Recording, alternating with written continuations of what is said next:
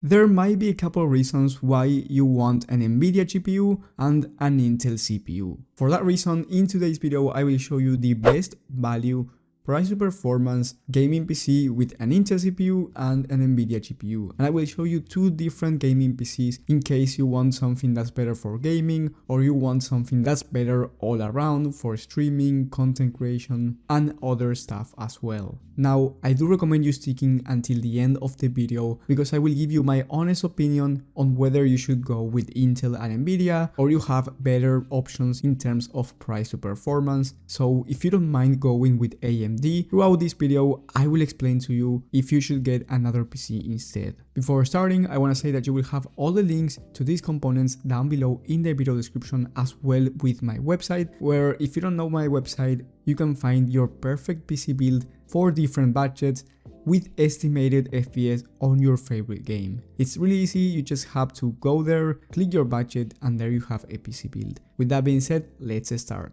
With the first system I will show you, this one is an all-around PC build, meaning that it's really good for streaming, content creation, and of course gaming at 1440p or high FPS 1080p. For the CPU, I picked the i5 12600K. Now, of course, you can go with the 13600K instead, but you will need a bigger power supply, and it's also going to be around $60 more expensive. I believe the 12600K at around $250 is actually a really good deal. Then for the CPU cooler, I picked the Thermalright Peerless Assassin 120 SE because we will actually need an aftermarket cooler for this i5 12600K. Now for the motherboard, I picked the ASRock C690 Phantom Gaming 4 motherboard. This one is going to be enough for your needs, and the price is $140, which is not expensive at all for a motherboard like this. Now, if you want better audio features, then yes, you're going to be spending around 40 extra bucks for a new motherboard. For the memory kit, I picked the Kingston Fiery Beast 16 gigs of RAM. Now, you can go with cheaper memory, but this one is all black. I think it's a beautiful kit, and this whole build is going to be black. Now, if you want RGB, you're looking to spend around 30 extra bucks to change the CPU cooler, memory kit, and case to RGB options. The memory kit is the only thing that I would change to 32 gigs of RAM if you are a professional content creator. Trust me, for most people, you can get away with 16 gigs of RAM even for content creation, but if you are taking content creation serious, then I will consider 32 or even 64 gigs of RAM depending on your workload. For the storage, I picked the Team Group MP33 Pro 1TB of M.2 SSD. This is the standard for gaming, and I think 1TB is going to be enough for most people. However, once again, if you're a professional content creator,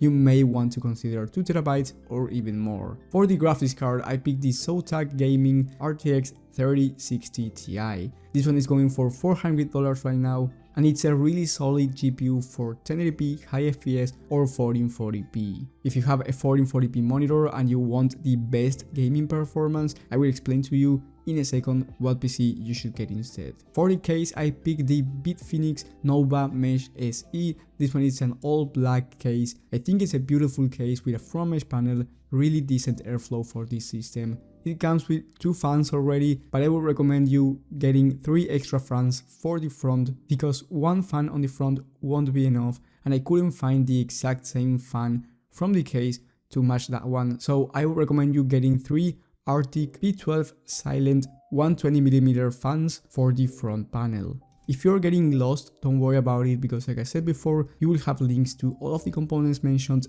in the video description. And last but not least, the power supply, I picked the Enermax Revolution DF 650W 80 plus gold power supply. This is fully modular, and the good part about this power supply is that it's A-tier rated, really good quality, and it's going for around $90 by the time that I'm recording this video, which is a high price, but the prices for power supplies right now is actually pretty high overall, so comparing it with other power supplies, the price is not terrible, and I actually consider going with a B-tier rated power supply that it's 80 plus bronze, but the price was $80, so I think 10 extra bucks is going to make sense for this build.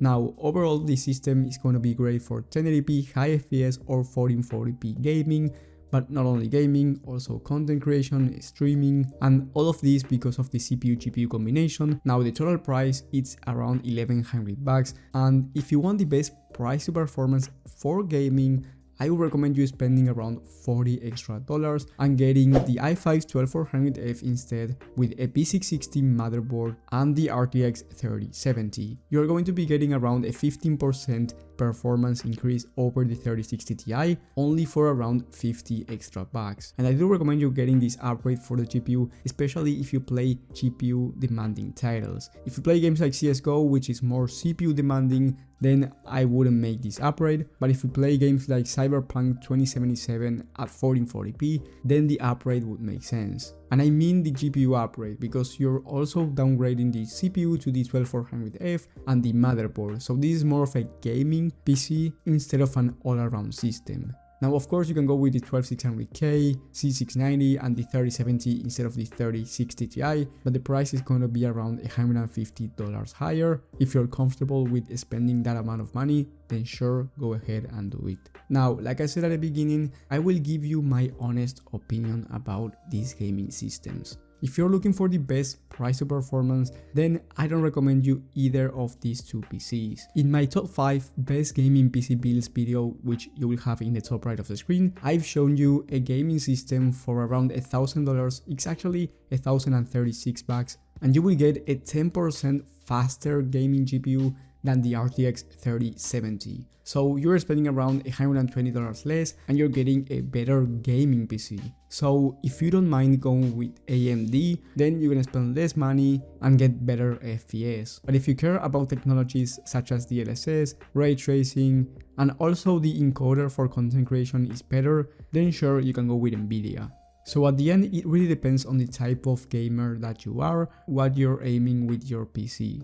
Now, even if after watching the top 5 best gaming PC builds in 2023 video, you're not convinced on which PC to buy, you even went to my website and you're not convinced yet, then let me know in the comment section what's your budget, what you're aiming for, if it's gaming, content creation, maybe both, and also at which resolution, and I will give you a PC build that's going to be the perfect option for you. And I want to say that I recommend you checking the latest pricing in the video description, because I said that the first PC is $1,100, but maybe when you're watching this video it's more expensive or even cheaper, because prices are changing every single day, so I do recommend you checking those links in the description.